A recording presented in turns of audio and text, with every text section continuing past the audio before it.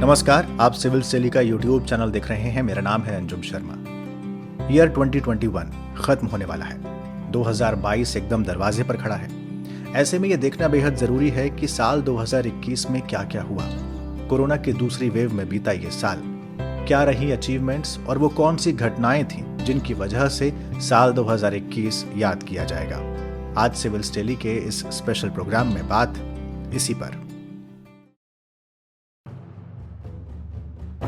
Year 2020 की तरह 2021 में भी किसान आंदोलन चर्चा में रहा। लगभग साल भर से ज्यादा समय तक किसान दिल्ली के बॉर्डर्स पर बैठे रहे। सरकार और किसानों के बीच खूब टकराव हुआ। जनवरी महीने में रिपब्लिक डे के दिन किसानों ने ट्रैक्टर मार्च निकाला।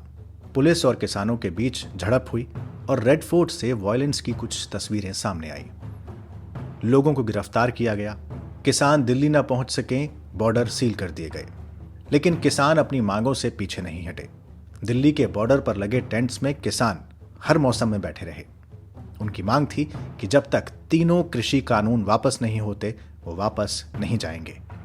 लगभग साल भर तक आंदोलन चला, लेकिन 19 नवंबर 2021 को प्राइम मिनिस्टर नरेंद्र मोदी ने अचानक तीनों लॉज रिपील करने का फैसला किया।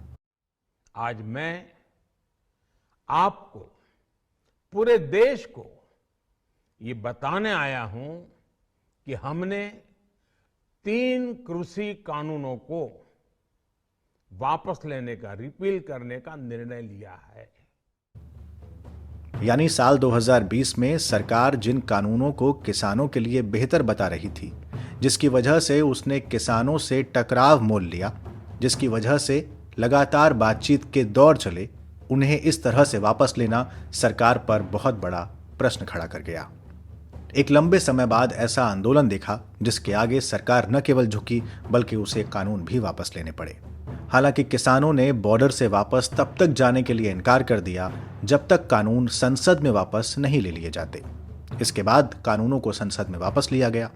विपक्ष को शिकायत हुई कि सरकार ने बहस नहीं करवाई। तो जब कॉन्स्टिट्यूशन एंड पासिंग के सवाल आते हैं तो चर्चा क्यों नहीं किया जाएगा?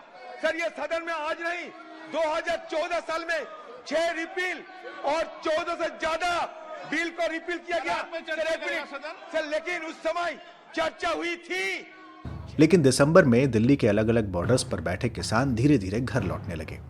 जश्न मनाया गया और उसके बाद किसानों ने कहा कि अभी आंदोलन खत्म नहीं हुआ है, केवल स्थगित हुआ है, क्योंकि कानून तो वापस हो गए पर एमएसपी का मुद्दा अभी बाकी है। साल में दूसरा मुद्दा जो छाया रहा वो था कोरोना।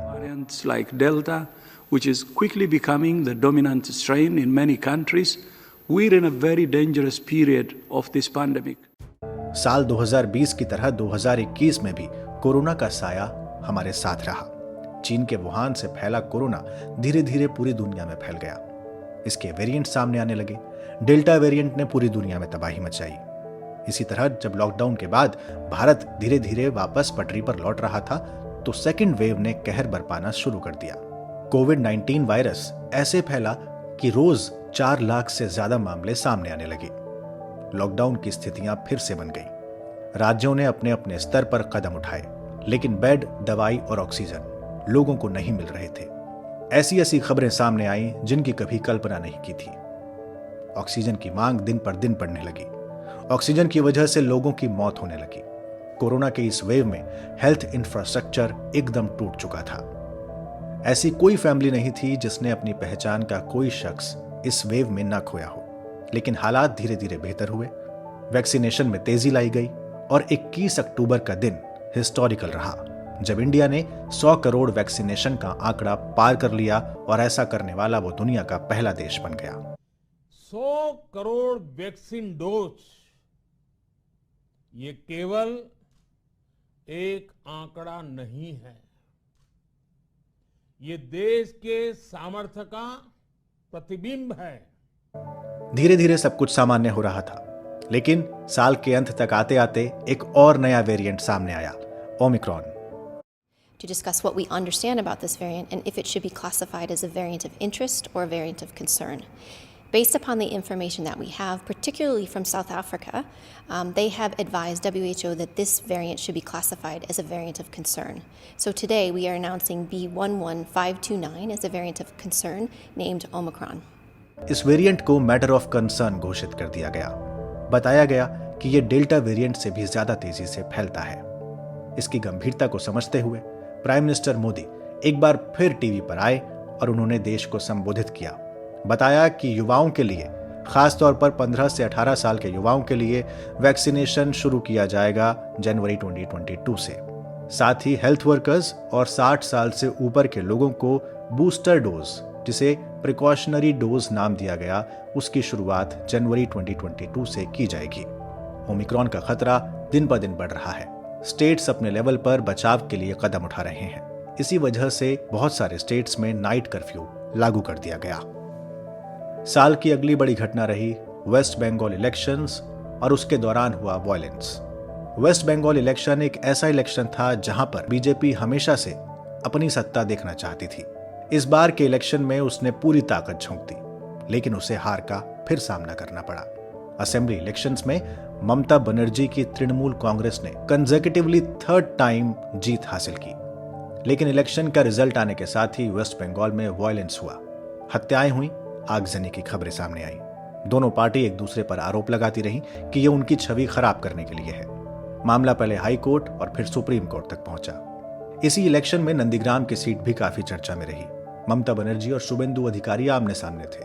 पहले कहा गया कि ममता बनर्जी वो सीट जीत गई हैं, लेकिन उसके बाद बताया गया कि ममता बनर्जी वो सीट मामूली अंतर से हार गई हैं। ममता बनर्जी ने कहा कि आंदोलन है और आंदोलन में छोटी मोटी कुर्बानियां होती रहती हैं। हालांकि वेस्ट बंगाल की भवानीपुर विधानसभा बाईपोल इलेक्शन में उन्हें बड़े अंतर से जीत हासिल हुई, लेकिन वहां भी कुछ वायलेंस की खबरें आईं। फिर लोकल इलेक्शंस हुए।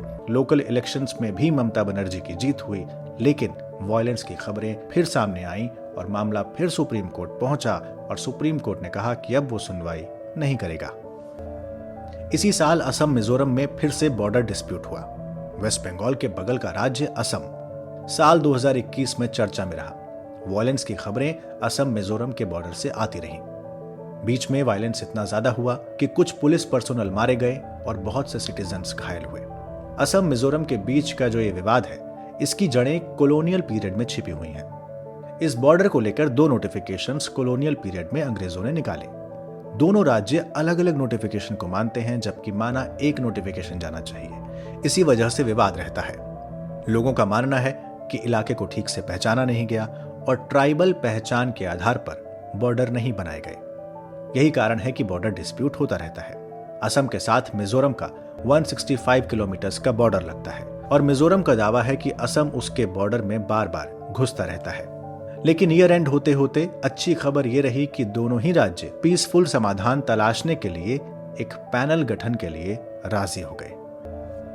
इस साल को जब हम याद कर रहे हैं तो साल के अंत में आते आते देश के पहले chief of defence staff general Bipin Rawat का निधन देश को एक और दुख दे गया। 8 दिसंबर के दिन कुन्नूर में एक हेलीकॉप्टर क्रैश हुआ। भारत के पहले सीडीएस बिपिन रावत, उनकी पत्नी और साथ में 12 लोग यानी कुल 14 लोग हेलीकॉप्टर में सवार थे। सभी का इस हेलीकॉप्टर दुर्घटना में निधन हो गया। जनरल बिपिन रावत को 31 दिसंबर 2019 को इंडिया का पहला chief of defence staff appoint किया गया था। सीडीएस की रिस्पॉन्सिबिलिटीज में इंडियन आर्मी की अलग अलग विंग्स में तालमेल बैठाना और उनका मॉडर्नाइजेशन करना शामिल था। लेकिन इस साल कुछ अच्छी खबरें भी सामने आई। इंडिया ने टोक्यो ओलंपिक्स में एक शानदार प्रदर्शन किया। एक लंबे समय बाद 7 मेडल आए। नीरज चोपड़ा ने जेवलिन थ्रो में गोल्ड मेडल हासिल करके इतिहास रचा। इसके अलावा weight lifter Mirabai Chanu, wrestler Ravi Kumar ने सिल्वर मेडल जीता। लवलीना बोरगोहेन, पीवी संधू, बजरंग पूनिया और इंडियन हॉकी टीम ने ब्रॉन्ज मेडल पर कब्जा किया। इंडिया की मेंस हॉकी टीम 4 दशक बाद मेडल जीतने में कामयाब रही। वहीं इंडिया की विमेंस हॉकी टीम ने शानदार प्रदर्शन करके अपने हौसलों से सबको परिचित करवाया। ऐसा ही यादगार प्रदर्शन भारत का पैरालंपिक्स में भी रहा। इस साल भारत की डिफेंस में उपलब्धि ये रही कि भारत ने दुनिया का सबसे हल्का फाइटर हेलीकॉप्टर बनाया है। इस साल प्राइम मिनिस्टर ने ये लाइट कॉम्बैट हेलीकॉप्टर सेना को सौंपा। इसकी खासियत यह है कि इसे 180 डिग्रीज पर खड़ा किया जा सकता है और जरूरत पड़ी तो इसे उल्टा भी किया जा सकता है। ये 360 डिग्रीज घूम सकता है और हवा में तेजी से घूमने और अपना रास्ता बदलने में इसे महारत हासिल है। और साल का अंत हुआ मिस यूनिवर्स के खिताब के साथ।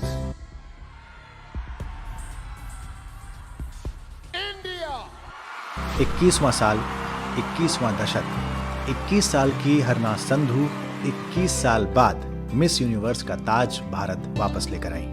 साल 2000 में लारा दत्ता ने यह खिताब जीता था। उसी साल हरनाज संधू पैदा हुई थी। चंडीगढ़ की रहने वाली हरनाज संधू ने तमाम युवा महिलाओं को प्रेशर हैंडल करने की सलाह दी। उन्होंने पराग्वे की नादिया फरेरा और साउथ अफ्रीका की ललेना मसवाने को हराकर यह खिताब अपने नाम किया। इन सब के अलावा बहुत सी पॉलिटिकल खबरें, एमपीज का निलंबन, महिलाओं की शादी की उम्र पर बहस, इंडिया का यूनाइटेड नेशन सिक्योरिटी काउंसिल का अस्थायी अध्यक्ष बनना, कुछ ऐसी खबरें रहीं जो साल भर चर्चा में रहीं। तो ये था इस साल का ईयर एंडर, यानी ये साल क्यों याद किया जाएगा। ये कुछ बड़ी और छोटी खबरें थी। इनके अलावा अगर आपको लगता है कोई और खबर है, कोई और न्यूज़ है जो आपको लगता है इंपॉर्टेंट है और उसकी वजह से आप इस साल को याद रखेंगे, तो मुझे कमेंट बॉक्स में ज़रूर बताइए। साथ ही ये भी बताइए कि आपको ये प्रोग्राम कैसा लगा। जल्दी हम लोग इंटरनेशनल कवरेज भी आपके लिए लेकर आएंगे और आपको बताएंगे कि क्या कुछ हुआ इंटरनेशनल लेवल पर ईयर 2021 में। आप सभी अपना बहुत ख्याल रखिए। बहुत शुक्रिया।